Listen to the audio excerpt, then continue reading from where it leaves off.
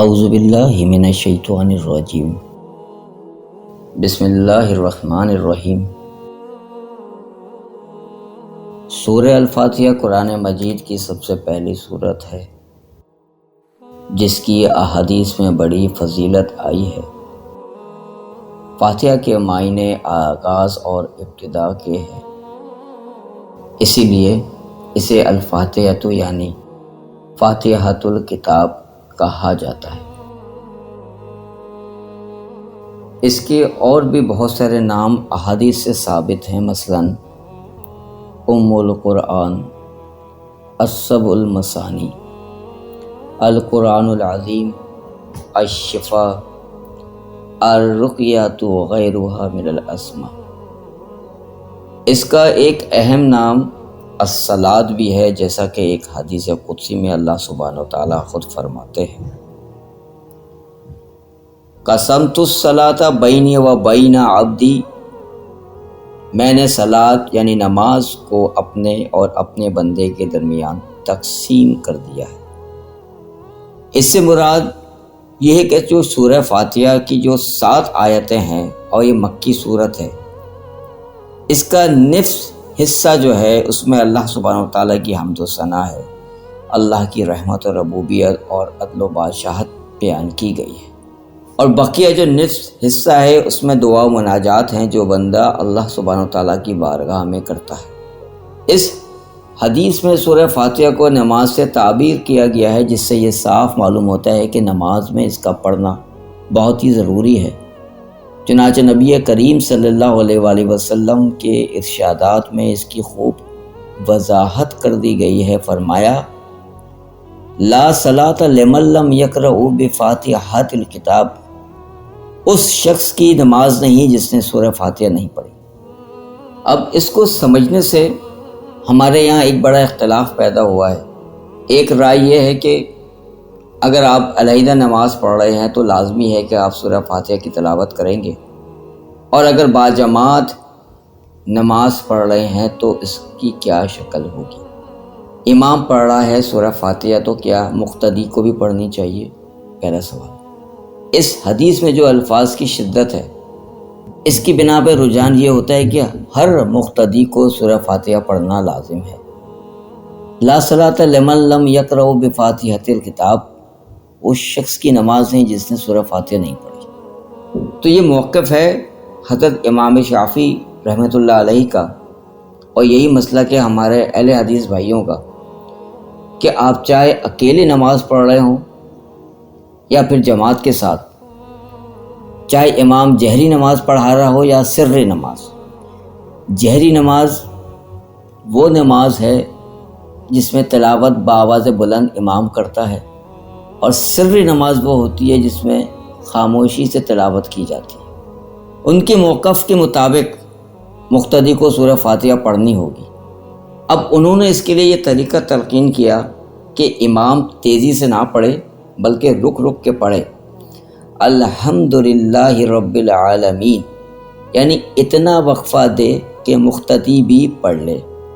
دوسری شکل یہ دی گئی کہ سورہ فاتحہ پڑھنے کے بعد سورت کی تلاوت کرنے سے پہلے اتنا وقفہ دے کہ مقتدی بھی بآسانی سورہ فاتحہ کی تلاوت کر سکے۔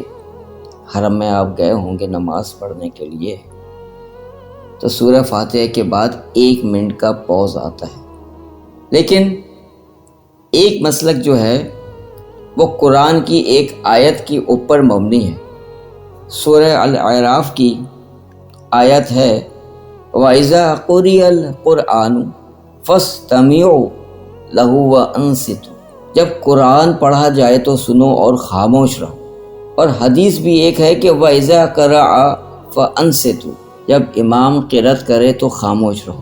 اس آیت میں جو حکم دیا جا رہا ہے وہ یہ کہ جب قرآن پڑھا جا رہا ہو تو خاموش رہو اور توجہ سے سنو، اور اس کے لیے وہ یہ دلیل دیتے ہیں کہ یہ ایک شکل ڈیلیگیشن کی طرح ہے، جیسے کسی بھی بڑی شخصیت کے پاس آپ کا کوئی وفد جا رہا ہو، اور اس وفد میں پوری جماعت ہوتی ہے، لیکن اس میں اسپوک مین ایک ہوتا ہے اور باقی سب موجود تو رہتے ہیں اور سنتے ہیں صرف۔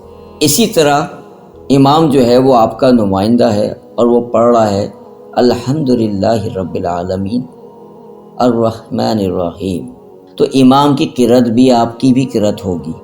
اس حدیث سے اختلاف نہیں ہے بلکہ اس کی تعبیر سے اختلاف ہے کہ امام کا قرأت کر لینا مقتدیوں کی طرف سے بھی قرأت کر لینا ہے۔ اس میں جو حنفی مسلک ہے وہ بہت ہی سخت ہے، چاہے سر نماز ہو چاہے جہری نماز ہو، کسی بھی حالت میں مقتدی جو ہے وہ سورہ فاتحہ نہیں پڑھے گا۔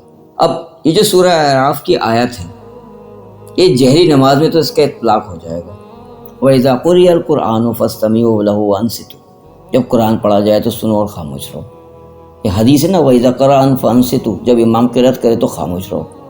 لیکن سری نماز میں کیسے ہو؟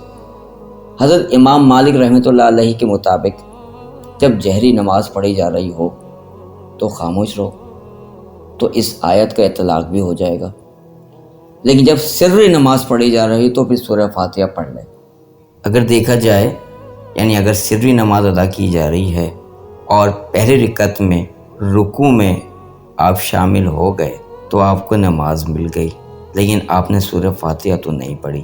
اسی طرح اگر جہری نماز ادا کی جا رہی ہے اور اس میں بھی پہلی رکعت آپ کو مل گئی لیکن رکوع میں آپ نے جوائن کر لیا تو آپ نماز میں شامل ہو گئے، لیکن آپ نے اس وقت بھی سورہ فاتحہ کی تلاوت نہیں کی، تو اس طرح تو نماز آپ کی پوری کمپلیٹ نہیں ہوئی۔ لہٰذا اسی لیے حضرت امام ابو حنیفہ رحمۃ اللہ علیہ نے جو فرمایا کہ قرآن کی آیت کو مد نظر رکھتے ہوئے کہ قرآن پڑھا جا رہا ہو تو خاموش رہو اور خاموشی سے سنو، اور اسی بنیاد پہ آپ نے فرمایا کہ جہری نماز ہو یا سری نماز ہو، اس میں مقتدیوں کو سورہ فاتحہ پڑھنا لازم نہیں۔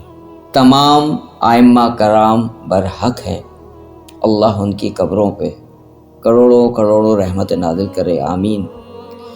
بلا وجہ ایک دوسرے پہ تنقید نہ کریں، نہ کسی کو حدیث سے اختلاف ہے اور نہ ہی کسی کو قرآن کی آیت سے اختلاف ہے۔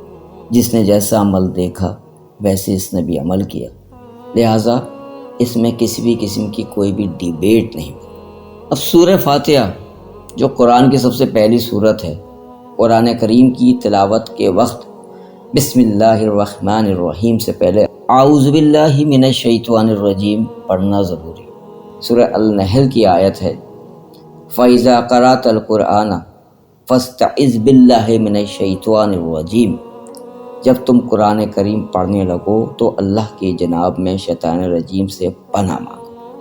اب اس کی تفسیر پڑھتے ہیں کہ الحمدللہ رب العالمین، سب تعریفیں اللہ سبحانہ و تعالیٰ کے لیے جو تمام جہانوں کا پالنے والا ہے۔ دیکھیں الحمد یعنی تمام تعریفیں اللہ کے لیے ہیں اور اسی کے لیے خاص ہے، کیونکہ تعریف کا اصل مستحق صرف اور صرف اللہ سبحانہ و تعالیٰ ہے۔ کسی کے اندر کوئی خوبی یا حسن یا کمال اگر ہے تو وہ بھی اللہ سبحانہ و تعالیٰ کا پیدا کرتا ہے، اسی لیے حمد یعنی تعریف کا مستحق بھی وہی ہے۔ اللہ یا اللہ کا ذاتی نام ہے، اس کا استعمال کسی اور کے لیے جائز نہیں۔ الحمدللہ یہ کلمہ شکر ہے، اس کی بڑی فضیلت احادیث میں آئی ہے۔ ایک حدیث میں لا الہ الا اللہ کو افضل الذکر اور الحمدللہ کو افضل الدعا کہا گیا ہے۔ اس لیے ایک اور حدیث میں آتا ہے کہ اللہ اس بات کو پسند فرماتا ہے کہ ہر کھانے پر اور پینے پہ بندہ اللہ تعالیٰ کی حمد کرے۔ رب العالمین، رب اللہ کے نام میں سے ایک نام ہے جس کے معنی ہر چیز کو پیدا کر کے اس کی ضروریات مہیا کرنے اور اس کو تکمیل تک پہنچانا ہے۔ عالمین، عالم جہاں کی جمع ہے۔ اس عالم میں عالم جن ہے، عالم انس ہے، عالم ملائکہ ہیں، سارے بہت سارے لوگ ہیں۔ ان تمام مخلوقات کی جو ضرورتیں وہ سب کی الگ الگ ہیں، فرشتوں کی الگ، جنات کی الگ، انسان کی الگ، کیڑے مکوڑوں کی الگ، سب کی الگ الگ ہے۔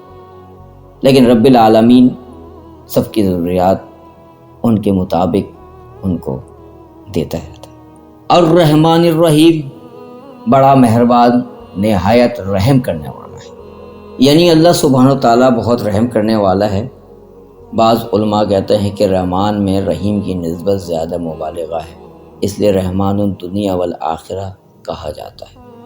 دنیا میں اس کی رحمت عام ہے جس سے بلا تخصیص کافر و مومن سب فیضیاب ہو رہے ہیں، اور آخرت میں وہ رحیم ہوگا، یعنی اس کی رحمت صرف اور صرف مومنین کے لیے خاص ہوگی۔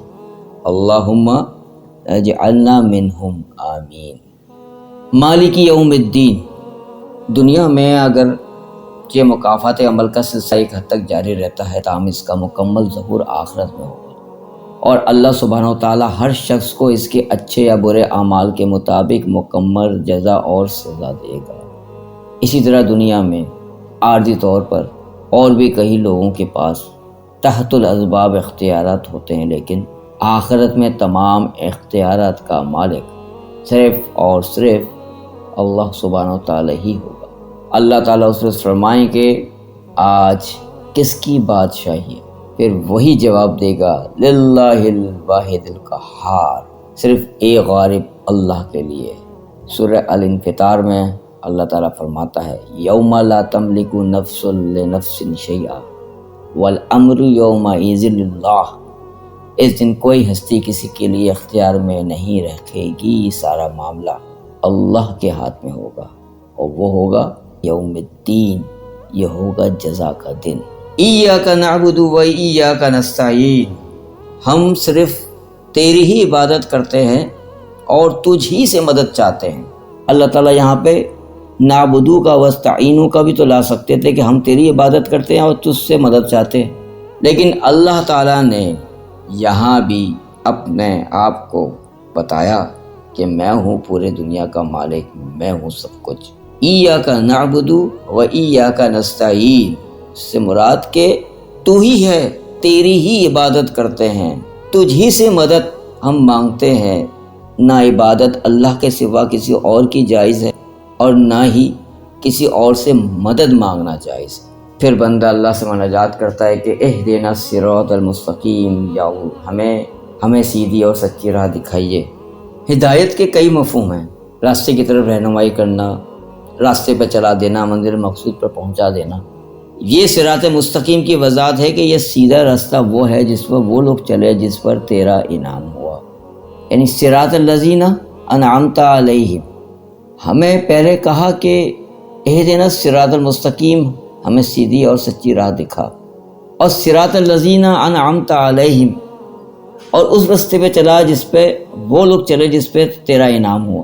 سورہ نساء میں اللہ تعالیٰ فرماتے ہیں کہ وَمَن يُطِعِ اللَّهَ وَالرَّسُولَ فَأُولَٰئِكَ مَعَ الَّذِينَ أَنْعَمَ اللَّهُ عَلَيْهِم مِّنَ النَّبِيِّينَ وَالصِّدِّيقِينَ وَالشُّهَدَاءِ وَالصَّالِحِينَ وَحَسُنَ أُولَٰئِكَ رَفِيقًا، اور جو اللہ اور اللہ کے رسول صلی اللہ علیہ وآلہ وسلم کی اطاعت کرتے ہیں وہ قیامت کے روز ان لوگوں کے ساتھ ہوں گے جس پر اللہ نے انعام کیا، یعنی انبیاء، صدیقین، شہداء اور صالحین، اور ان لوگوں کی رفاقت بہت ہی خوب ہے۔ اس آیت میں یہ بھی وضاحت کر دی گئی ہے کہ انعام یافتہ لوگوں کا یہ رستہ اطاعت الہی اور اطاعت رسول صلی اللہ علیہ وآلہ وسلم کا رستہ ہے، کوئی اور رستہ نہیں ہے۔ غیر المغضوب علیہم ولا الضالین، آمین۔ بعض روایت سے ثابت ہے کہ مغضوب علیہم جن پر اللہ کا غضب نازل ہوا سے مراد یہودی، اور ضالین گمراہوں سے مراد نصارہ یعنی عیسائی ہے۔ ابن ابی حاتم کہتے ہیں کہ مفسرین کے درمیان اس میں کوئی اختلاف نہیں، لعالم خلافا بین المفسرین فی تفسیر بالیہود و بالنصارى، اس لیے صراط مستقیم پر چلنے کی خواہش رکھنے والوں کے ضروری ہے کہ وہ یہود اور نصارہ دونوں کی گمراہی سے بچ کر۔ یہود کی بڑی گمراہی یہ تھی کہ وہ جانتے بوجھتے صحیح راستے پر نہیں چلتے تھے، آیات الہی میں تحریف اور ہیلا کرنے سے گریز نہیں کرتے تھے، اور حضرت عزیر علیہ السلام کو ابن اللہ کہتے تھے۔ نصارہ کی سب سے بڑی غلطی یہ تھی کہ انہوں نے حضرت عیسیٰ علیہ السلام کی شان میں غلو کیا اور انہیں ابن اللہ یعنی اللہ کا بیٹا قرار دیا۔ سورہ فاتحہ کے آخر میں آمین کہتے ہیں۔ آمین کہنے کی تاکید نبی کریم صلی اللہ علیہ وآلہ وسلم نے کی ہے اور اس کی فضیلت بیان فرمائی ہے، اس لیے امام اور مقتدی ہر ایک کو آمین کہنی چاہیے۔ آمین کے معنی مختلف بیان کیے گئے ہیں، کذالک فلیکن لا تخیبوا رجاءنا، ہمیں نامراد نہ کرنا، اللہم استجب لنا، اے اللہ ہماری دعا قبول کر لے۔ سورہ فاتحہ حدیث میں الشفا سے بھی پکاری گئی ہے۔ السبع المثانی بھی کہتے ہیں کہ اس کے مختلف علماء نے 2 نظریے پیش کیے۔ السبع المثانی کا مطلب ہے کہ یہ آیت 2 دفعہ نازل ہوئی، ایک ہجرت سے پہلے اور ایک ہجرت کے بعد۔ شروع میں جو وحی آئی وہ 5 آیتوں کے آئی، اور علماء کا کہنا ہے کہ جو پہلی جو پوری آیت نازل ہوئی وہ سورہ فاتحہ تھی مکہ شریف میں۔ کچھ کا نظریہ ہے کہ السبع المثانی کا مطلب ہے کہ بار بار ان 7 آیتوں کو پڑھنا، اس لیے اسے السبع المثانی کہتے ہیں۔ یہ شفا ہے، اس میں ہر بیماریوں کی شفا ہے۔ موت کے علاوہ اعتقاد سے پڑھیں، اس پر عمل کریں اور اس کو سمجھنے کی کوشش کریں، اور دعا کریں کہ اللہ سبحانہ تعالیٰ ہمیں بھی اہدنا الصراط المستقیم عطا فرمائے۔ آمین۔ وآخر دعوانا ان الحمد للہ رب العالمین، والسلام علیکم ورحمۃ اللہ وبرکاتہ۔